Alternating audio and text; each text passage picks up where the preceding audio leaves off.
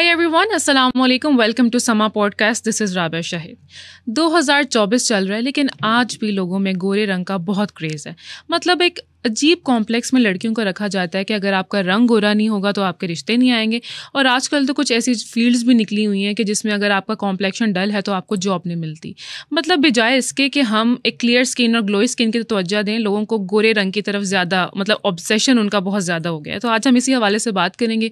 हमारे साथ स्टूडियो में मौजूद हैं doctor Rubab Jafri. She is an aesthetic physician. अस्सलाम वालेकुम डॉक्टर रुबाब। वालेकुम सलाम। Welcome to Samaa podcast. Doctor Rubab, सबसे पहले तो मैं चाहूँगी कि आप इस क्रेज़ के बारे में मुझे बताएं। जो ऑब्सेशन है गोरे रंग का, क्यों है इतना, ख़त्म क्यों नहीं हो रहा है?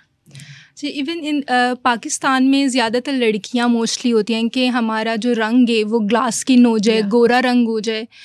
पहली तो ये बात समझना बहुत ज़रूरी है कि वी आर एशियंस और हमारा ब्राउन स्किन उस टोन में आता है and it's very attractive colour.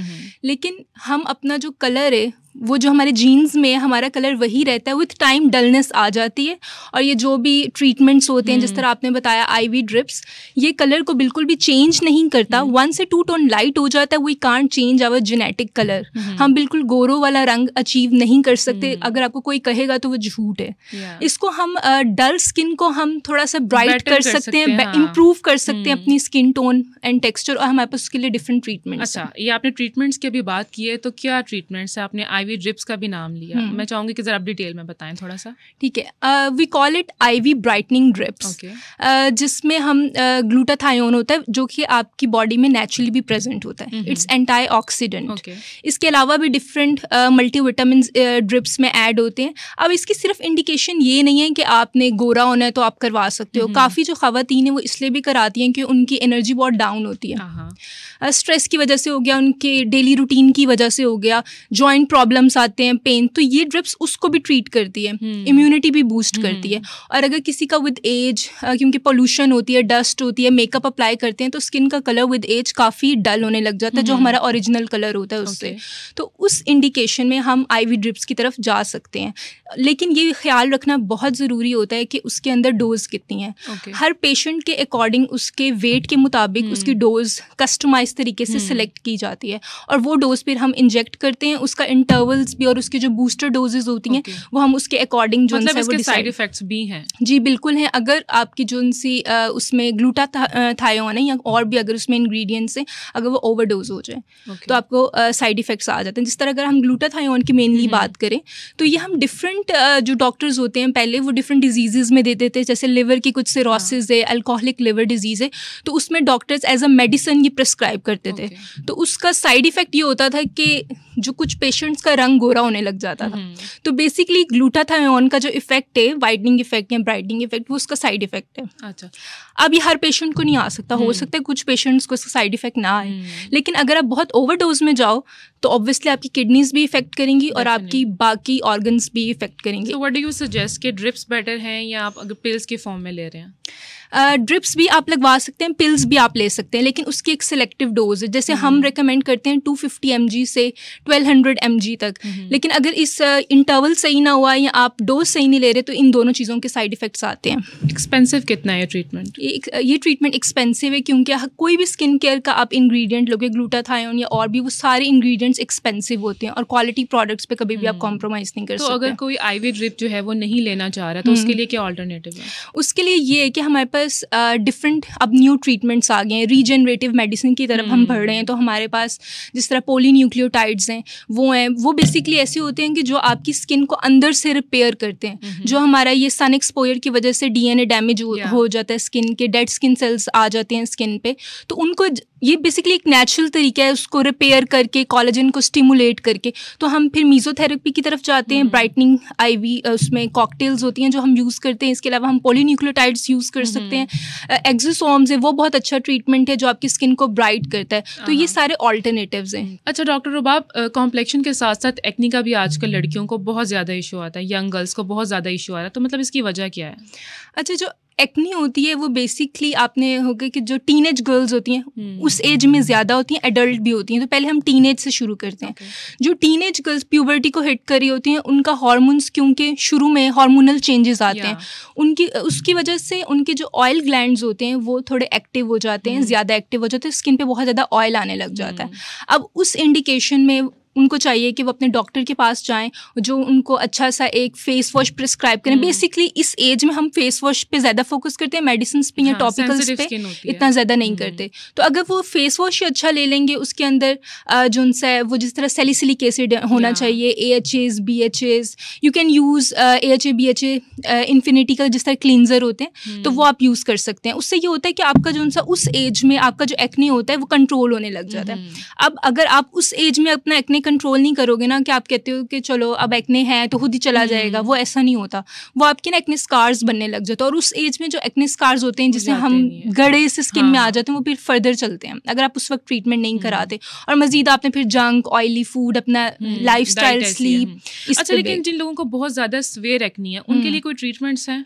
बिल्कुल हैं। अब जिस तरह फिर अगर हम एडल्ट एक्ने की तरफ जाएं, आगे जाके एज में जब हम काफ़ी लोग फिर मेकअप अप्लाई करते हैं, उसकी वजह से भी क्या होता है कि जब आप मेकअप जो उनसे सही तरह उतारते नहीं हो रात को, तो आपके जो पोर्स हैं वो ब्लॉक होने लग जाते हैं। आपको कॉमिडोनल एक्ने पहले वाइट हेड से स्टार्ट होता है, वाइट हेड से स्टार्ट होता है, यहाँ पे आपको ऐसा लगता है कि स्किन के अंदर ही दाने बन रहे हैं। वो फिर उस पर भी अगर आप तवज्जो नहीं देते तो वो फिर आपका फर्दर एक्ने, पिंपल्स बनने लग जाते हैं, आपके ऑयल ग्लैंड्स हाइपर एक्टिव हो जाते हैं, डेड स्किन सेल्स एक्यूमुलेट होने लग जाती है, और पेशेंट को स्किन पे एक्ने आने लग जाता है। इसकी भी डिफरेंट टाइप्स हैं, जिस तरह किसी को पेप्यूल, सिस्टिक एक्ने, वो सारे। अब उसका ये है कि उसमें आपने एक स्किन केयर रूटीन फॉलो करनी होती है। जो फेस वॉश एक पेशेंट को सूट करे एक स्किन टाइप के अकॉर्डिंग, अगर किसी की एक्ने प्रोन स्किन है तो वो फिर वही फेस वॉश यूज़ करें जिसके अंदर सैलिसिलिक एसिड है। आपकी फिर स्किन केयर रूटीन में सिरम भी वही आएगा जिसके अंदर सैलिसिलिक है, ग्लाइकोलिक है, इसी तरह जो आपकी स्किन के मुताबिक हो। अच्छा डॉक्टर रुबाब, आपने ग्लाइकोलिक एसिड का भी जिक्र किया। आजकल ये बहुत ज़्यादा मैं सुन रही हूँ कि ये यूज़ करना चाहिए, इसके फ़ायदे क्या हैं? अच्छा, फर्स्ट आप ये देखें कि जो ग्लाइकोलिक एसिड है, इट्स एन एक्टिव जो कि आपकी स्किन को एक्सफोलिएट करता है। इसकी डिफरेंट परसेंटेजेस होती हैं, मार्केट में डिफरेंट परसेंटेजेस अवेलेबल हैं। बहुत ज़्यादा परसेंटेज में अगर करोगे तो it's sort of peel, skin बिल्कुल उतार देगा।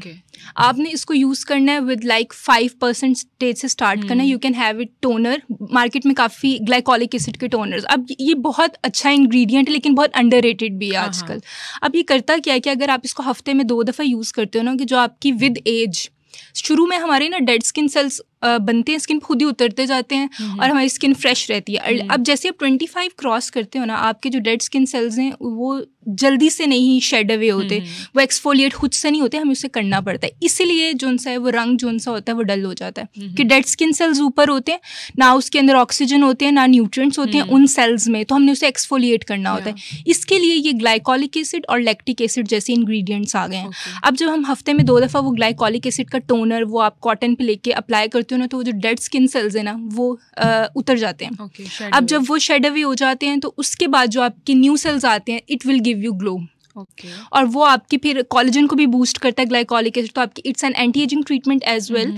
इसके अलावा ये आपकी स्किन को रीन्यू कर रहा है, आपका अंदर का ग्लो जो है वो बाहर ले आ रहा है। हाउ मेनी डेज, मतलब आपको कितने, एक हफ्ते में कितनी दफ़ा इसको यूज़ करना है? Start with once a week, हफ्ते में 1 मरतबा, क्योंकि इट्स अ स्ट्रॉन्ग एक्टिव। हर कोई इस्तेमाल नहीं कर सकता। शुरू में आपने पैच टेस्ट करना है इसका, अगर आपको बहुत ज़्यादा रेडनेस, इचिंग आ रही है तो आपने वो प्रोडक्ट यूज़ नहीं करनी, लेकिन it's an excellent ingredient.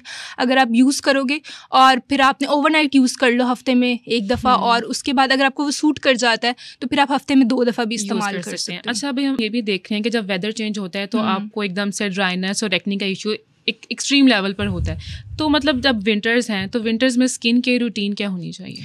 Basically skin care routine for winters, specially for dry skin, acne prone skin, इसके लिए ज़रूरी है कि आप अपनी स्किन में अच्छा सा hydrating cleanser and moisturiser add करें, सिरामाइड बेस्ड मॉइस्चराइज़र। ये आपकी स्किन को हाइड्रेट करता है, और not even for dry skin, her skin के लिए कॉम्बिनेशन हो, सेंसिटिव हो, मॉइस्चराइज़र तो बेसिक होता है। ओवरनाइट एंड डे आप वो मॉइस्चराइज़र यूज़ करें। इसके अलावा ज़रूरी नहीं है कि आप बहुत ज़्यादा प्रोडक्ट्स यूज़ करें। स्टिक टू फेस वॉश, यानी क्लींजर, मॉइस्चराइज़र, जो कि आप रात को तो ज़रूर इस्तेमाल करें। अगर स्किन कंसर्न फिर आपका अगर एक्ने वाला आ रहा है तो आप सिरम ऐड कर सकते हैं उसके अंदर, सैलिसिलिक बेस्ड। अगर आपकी पिगमेंटेशन आ रही है तो आप फिर ग्लाइकोलिक एसिड बेस्ड सिरम या kojic acid based serum, vitamin C, ये आप यूज़ कर सकते हैं। एंटी एजिंग के लिए आप फिर रेटिनॉल सीरम्स इस तरह ऐड कर सकते हैं। लेकिन अब अपनी बिल्कुल एक स्किन केयर रूटीन बनाएं जिसमें आपने क्लींजर रखना है, अपना जो उनसे सिरम रखना है, मॉइस्चराइज़र रखना है, and at the end very important sun block जो आपने दिन में यूज़ करना है। Well, thank you so much doctor Rubab for coming here and sharing this information with us. And thank you so much for watching us. Until next time, bye-bye.